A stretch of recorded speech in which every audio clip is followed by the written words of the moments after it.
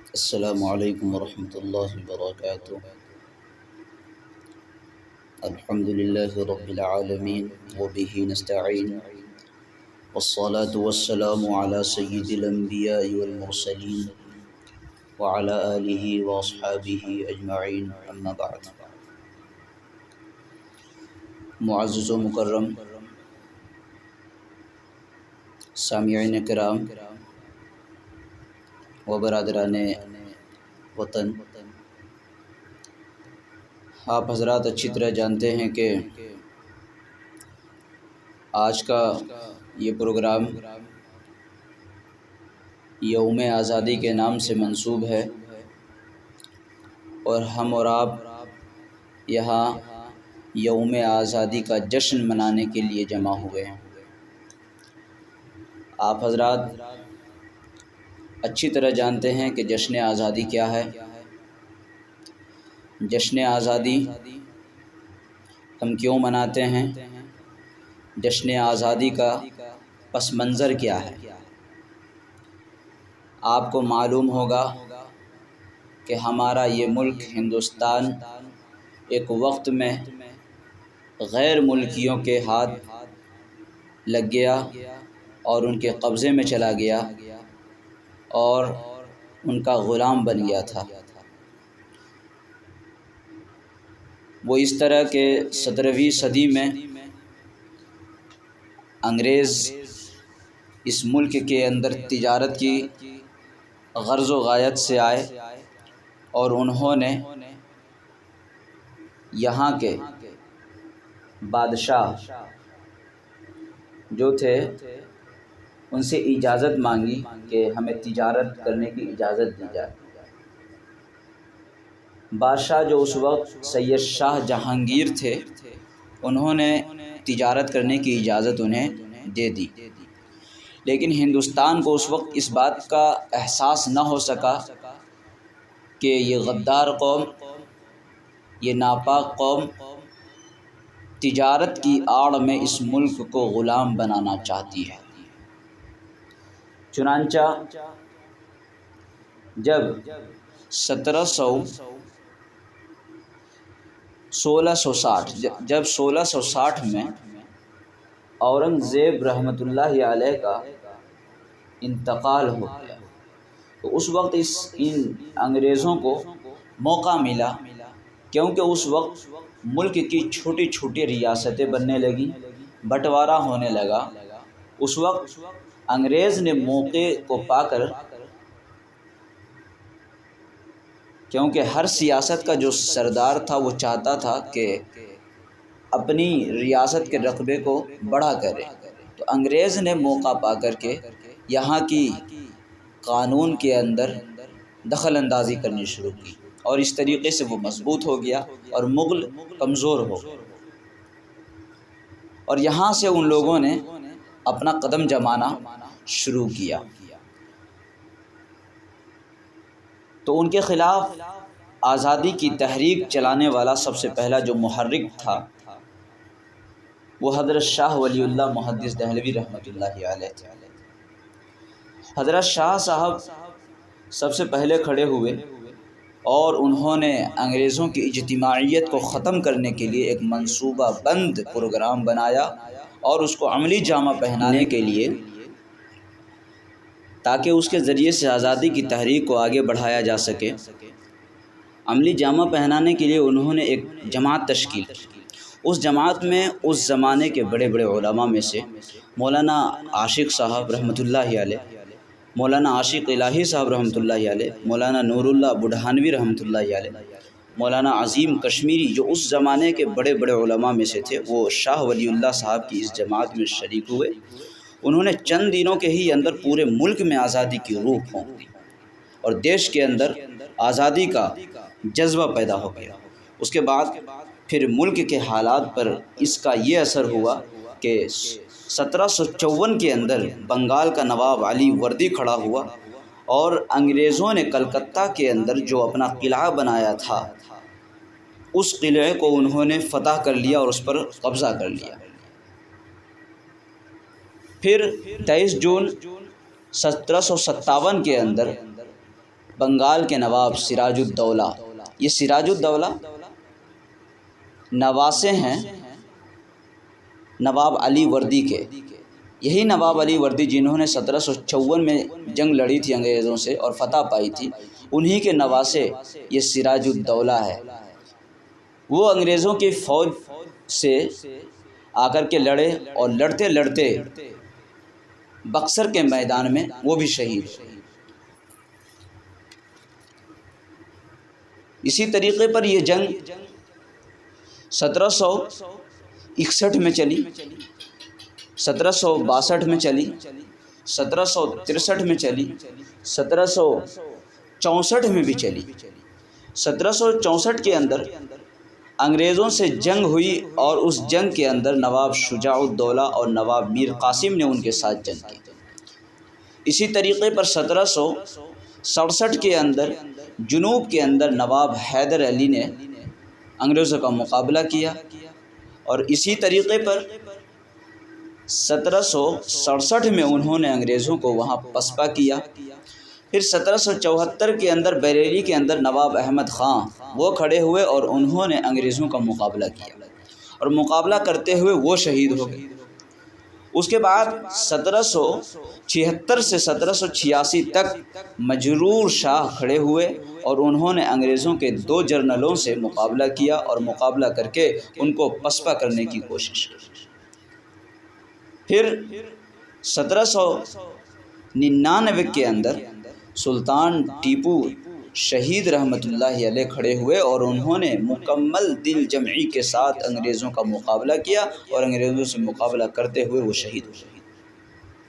وہ شہید ہو گئے مگر دنیا کو ایک پیغام دے گئے کہ شیر کی ایک دن کی زندگی گیدڑ کی 100 سالہ زندگی سے بہتر ہے۔ اس طریقے پر گویا آزادی کی لڑائی کو آگے بڑھایا گیا۔ پھر جب ادھر سراج الدولہ شہید ہو گئے اور ادھر ٹیپو سلطان شہید ہو گئے، یہی تو آدمی تھے کہ شمال میں انگریزوں کو روک رکھا تھا نواب سراج الدولہ نے، اور جنوب میں روک رکھا تھا ٹیپو سلطان شہید رحمۃ اللہ علیہ۔ جب یہ دونوں شہید ہو گئے تو ان دونوں کے شہید ہونے کے بعد پورے ہندوستان کے اندر انگریزوں کا اثر بڑھ گیا اور پورے ہندوستان پر انہوں نے اپنا قبضہ جما لیا۔ یہ حالات جب آئے قبضہ جمانے کے بعد کہ نہ صرف انہوں نے ہمارے ملک پر قبضہ کیا بلکہ ہماری تہذیب اور ہماری مذہبی آزادی کو بھی ختم کرنے کی کوشش کی۔ انہوں نے 1803 میں یہ اعلان کیا کہ خلق خدا کی، ملک بادشاہ سلامت کا اور حکومت ایسٹ انڈیا کمپنی کا۔ جب یہ حالات آئے تو جو سب سے پہلے تحریک آزادی ہوئی ہے وہ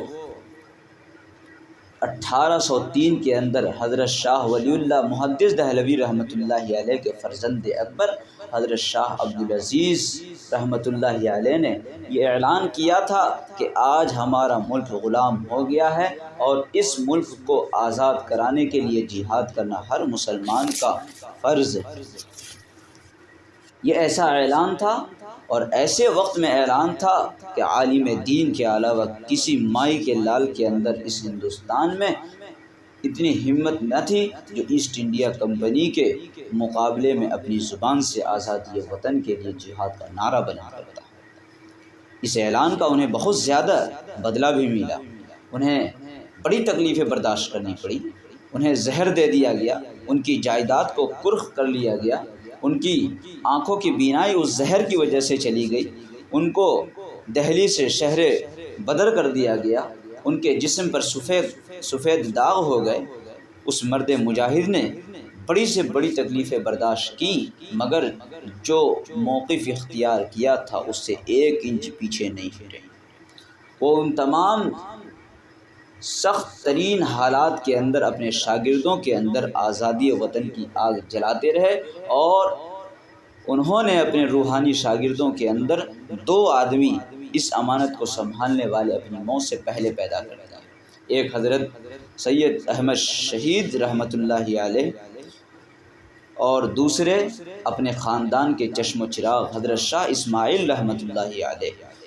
ان دونوں شیروں نے پورے ملک کے اندر دورے کیے یہ جہاں تک پہنچ سکتے تھے پہنچے، اور مسلمانوں سے اپنے ہاتھ پر جہاد کی بیعت اور جہاد کا عہد لیا کہ وہ ہمارے ساتھ ملک کی آزادی کے لیے اپنی جان قربان کر دیں گے۔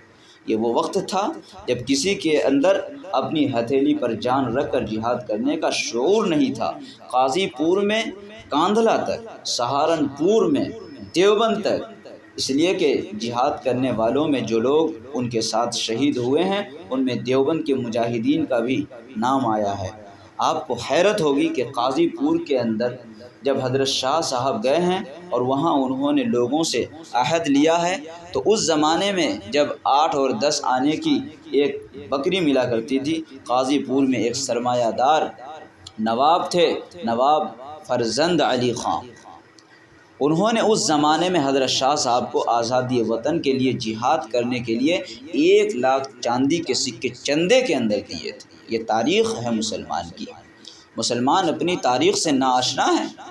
نواب فرزند علی خان نے اپنے بچوں میں سے ایک جوان بچہ حضرت شاہ صاحب کے سامنے پیش کیا اور اپنے بچے کا ہاتھ حضرت شاہ صاحب کے ہاتھ میں دیتے ہوئے فرمایا، حضرت شاہ صاحب، میں اپنے جوان بچے کو ملک کی آزادی کی خاطر جہاد کرنے کے لیے آپ کو دے رہا ہوں اور اس کو قربان کر رہا ہوں، اور میری تمنا یہ ہے کہ جس طرح حضرت ابراہیم علیہ السلام نے اپنے بیٹے حضرت اسماعیل کی گردن پر چھری چلائی تھی، اسی طرح میرے اس جوان بیٹے کے گردن پر آزادی وطن کے لیے چھری چلائی جائے۔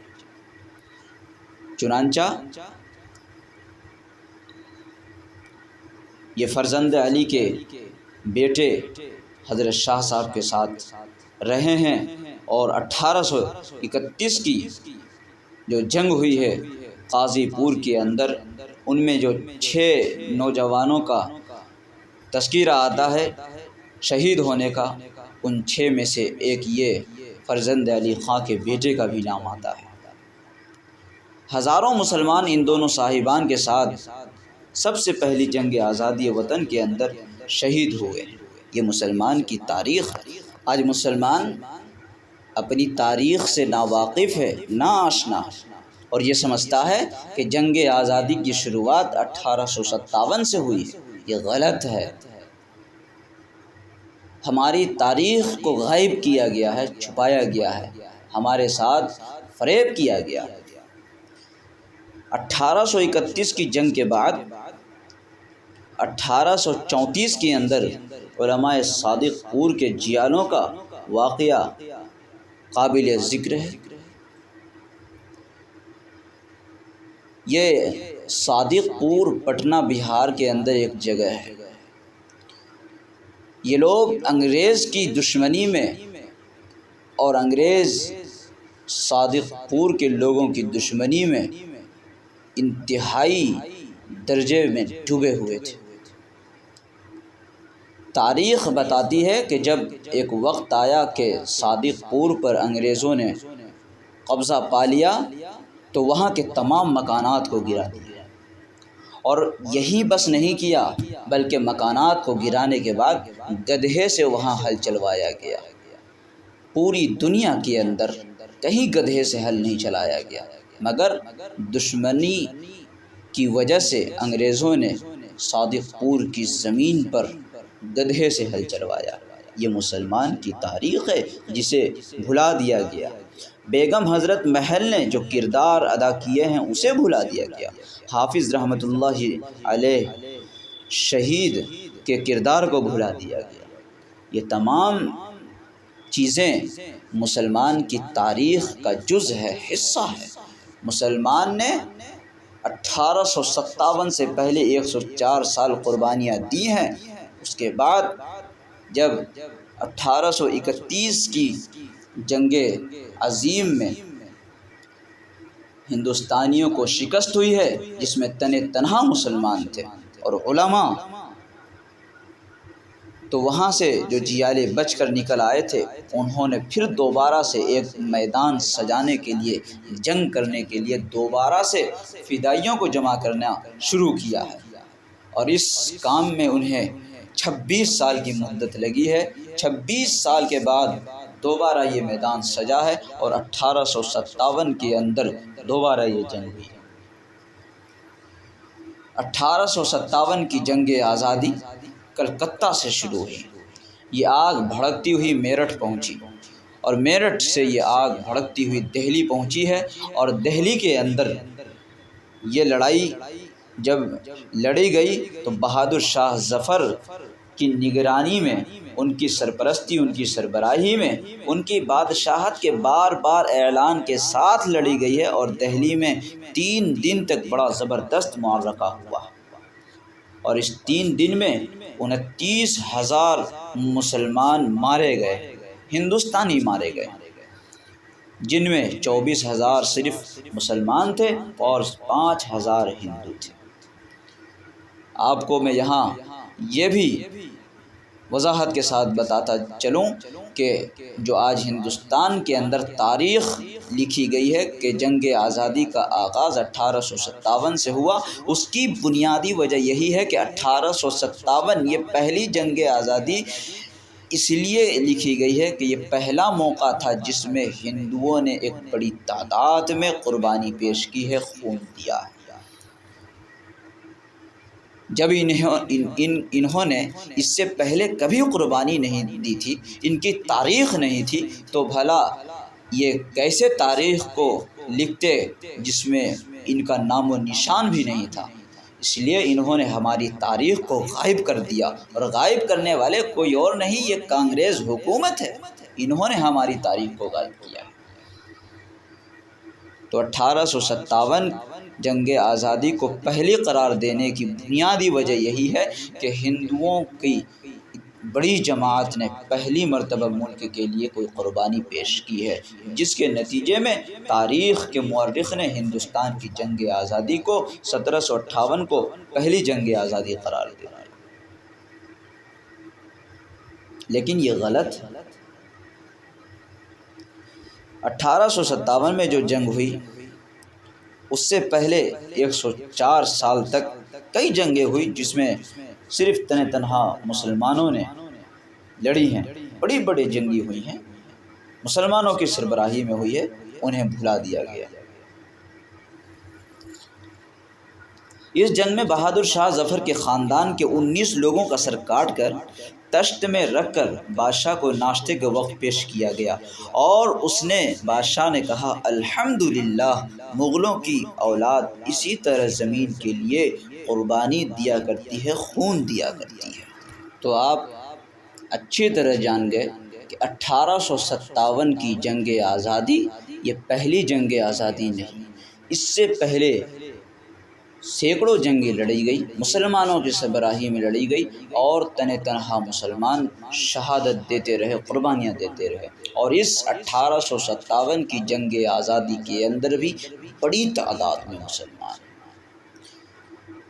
میرٹھ کے اندر جن 151 یا 52 لوگوں کی تاریخ آتی ہے شہادت کی، جن کو 1857 کے اندر پھانسی دی گئی ہے، ان کے اندر اکثریت مسلمان ہیں اور علماء کی ہے۔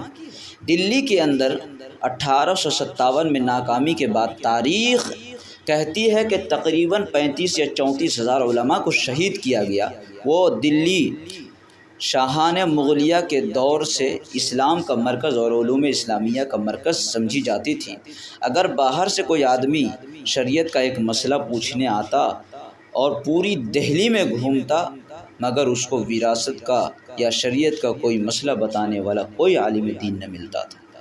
وجہ یہ تھی کہ جس کے اوپر عالم ہونے کی نشانی ملتی، علامت ملتی، بغیر کسی دعوی جرم کے اس کے لیے حکم ہوتا کہ اس کو پھانسی پر چڑھا دیا جائے۔ یہ مسلمان کی تاریخ ہے۔ لیکن اس جہاد کے اندر ہندو بھی شامل شریک ہیں۔ راجمل کی تاریخ آتی ہے، یہ باغپت یوپی کے رہنے والے تھے۔ یہ شخص انگریز کی دشمنی کے اندر اس قدر ڈوبا ہوا تھا، اور اس کی فوج یہ بہت تربیت یافتہ تھی۔ انگریز یہ کہتا ہے کہ اگر راجمل کی فوج دہلی تک پہنچ جاتی تو دہلی میں ہمارے قدم نہ جم سکتے، لیکن اس کو بھی غداری کر کے پکڑایا گیا اور پکڑ کر کے انگریز کو دے دیا گیا۔ اس سے پہلے کہ اس کی فوج دہلی تک پہنچتی، اس کے سر کو قلم کر دیا گیا۔ اس جہاد کے اندر یہ در حقیقت آزادی وطن کے لیے دوسرا عظیم جہاد تھا، اس آزادی کے اندر بھی ناکامی ہوئی۔ علماء اس دوسری جنگ آزادی میں ناکامی کے بعد بھی چین سے نہیں بیٹھے، ہمت نہیں ہارے۔ انہوں نے تیسرے جہاد کے لیے تیاری شروع کی، اور وہ لوگ چھپ گئے تھے تاکہ گرفت میں نہ آئے۔ خیال رہے کہ ان کے چھپنے کا مقصد یہ نہیں تھا کہ جان بچا لے، یہ مقصد تھا کہ کہیں اگر ہم بھی ختم ہو گئے تو ملک کے اندر آزادی کی آگ کو پھیلانے والے لوگ کہیں ختم نہ ہو جائے۔ اس لیے وہ چھپ گئے، اور 4 سال کے بعد وہ باہر نکلے تو انہوں نے دارالعلوم دیوبند قائم کیا، تعلیمی مدرسہ قائم کیا، اور اعلان کیا کہ ہم اس مدرسے کے اندر مفت کھلائیں گے، مفت پڑھائیں گے، مفت کتابیں دیں گے، مفت رکھیں گے، مفت پہنائیں گے، اور دینی اور مذہبی تعلیم کے ساتھ ساتھ ان کو مجاہد کی اولاد کو مجاہد آزادی اور ہندوستان کا بنائیں گے۔ یہ ان کا نعرہ تھا کہ جس طریقے سے یہ بچے جو آج سڑکوں پر ٹہل رہے ہیں، جس طریقے سے ان کا باپ انگریزوں کی دشمنی میں مر گیا، شہید ہو گیا، اسی طریقے سے ہم ان کی اولاد کو بھی مجاہد آزادی بنائیں گے اور انہیں بھی ملک کے لیے جنگ لڑوائیں گے۔ چنانچہ دارالعلوم دیوبند سے آواز نکلی، علماء نے آواز لگائی، لڑکے جوق در جوق آئے، یہاں تربیت بھی ہو رہی ہے، پڑھائی بھی ہو رہی ہے، گویا ایک بڑی جنگ کی تیاری ہو رہی ہے، اور فیصلہ کن جنگ کی تیاری ہو رہی ہے۔ یہ قافلہ تیار ہوا، یہ مجاہدین آزادی تیار ہوئے، اور 1947 کے اندر پھر دوبارہ سے ایک جنگ لڑی گئی، جس میں اللہ رب العزت نے ہندوستان کے لوگوں کو فتح عطا فرمائی اور ہندوستان آزاد ہو گیا۔ تو یہ ہماری تاریخ ہے۔ جو کہتے ہیں کہ 1857 سے جنگ آزادی کی تاریخ شروع ہوتی ہے، وہ غلط کہتے ہیں۔ یا تو وہ تاریخ سے نا آشنا ہے، نا واقف ہے، یا وہ بات چھپاتے ہیں، ہماری تاریخ کو دباتے ہیں، غائب کرنے کی کوشش کرتے ہیں۔ آپ کا حق ہے کہ آپ کے آبا و اجداد نے قربانی دی ہے، اپنا خون بہایا ہے، اپنی گردنیں کٹائی ہیں، آپ کی ذمہ داری بنتی ہے کہ آپ اس تاریخ کو یاد رکھیں۔ آپ اپنی اولاد کو یہ تاریخ بتائیے، پڑھائیے، انہیں بتائیے کہ جنگ آزادی 1857 سے شروع نہیں ہوئی ہے، بلکہ 1754 سے شروع ہوئی ہے، اور 1947 تک مسلمانوں نے دوسری قوموں کے مقابلے میں اہم کردار ادا کیا ہے۔ 1857 کے بعد بھی مسلمان دوسری قوموں کے شانہ بشانہ نہیں چلے ہیں، بلکہ ان سے 2 قدم آگے بڑھ کر کے کام کیا ہے۔ یہ مسلمان کی تاریخ ہے، ہمارا فریضہ ہے، ہماری ذمہ داری ہے کہ ہم اسے یاد رکھیں، اپنی نسلوں کو یاد کروائیں، اور ہمارا یہ فریضہ ہے کہ ہم اس تاریخ کو محفوظ رکھیں، ذہنوں میں، کتابوں میں، اپنی مجلسوں میں، اپنی تعلیم گاہوں میں، اپنی کتابوں میں بھی اسے محفوظ رکھیں اور زندہ رکھیں۔ اللہ رب العزت ہمارے علماء کی تمام قربانیوں کو قبول فرمائے، اور انہیں جنت الفردوس میں اعلیٰ مقام عطا فرمائے، اور ہمارے اس ملک عزیز کو تمام تر شرور و فتن سے محفوظ فرمائے۔ وما علینا الا البلاغ المبین۔